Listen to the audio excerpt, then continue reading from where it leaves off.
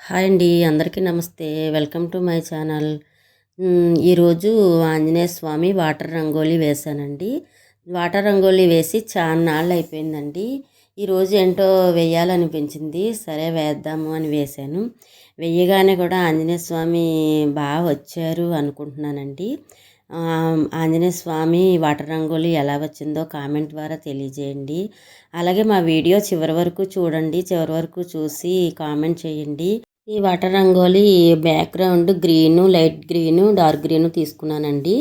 అలాగే హనుమాన్ కలరు, ఆంజనేయ స్వామి కలరు పేస్కు వేసానండి. వేసి కొద్దిగా షేడు తీసుకుని అలాగా వేశాను. ఆంజనేయ స్వామి మూతి రెడ్గా ఉంటుంది కదండి, కొద్దిగా రెడ్డ వేశాను. ఇలా వాటర్ రంగోలీ దేవుడి బొమ్మలు వేయటం చాలా కొంచెం బాగా వచ్చిన వాళ్ళకి వేస్తారండి. నేను పెద్దగా చదువుకోలేదు, నాకు డ్రాయింగ్ కూడా రాదు. అలాగే నాకు ముగ్గులంటే ఇష్టం వలన నేను సరే అని ముందు పలక మీద డ్రాయింగ్ వేసుకుంటున్నాను. వేసుకుని వచ్చినట్టు రానట్టు దాన్ని వాటర్ రంగోలీలో ఎక్కడ తప్పు వచ్చిందో చూసుకుంటూ అలాగా వేసుకుంటూ వస్తున్నానండి. మా యూట్యూబ్ ఛానల్ సబ్స్క్రైబ్ చేయండి. మా యూట్యూబ్ ఛానల్ నేమ్ వచ్చేసి విజయదుర్గ 9005 అండి. ప్లీజ్ అండి సపోర్ట్ చేయండి. ఈ వాటర్ రంగోలీ వచ్చేసి నేను 2 గంటలన్నర వేశానండి.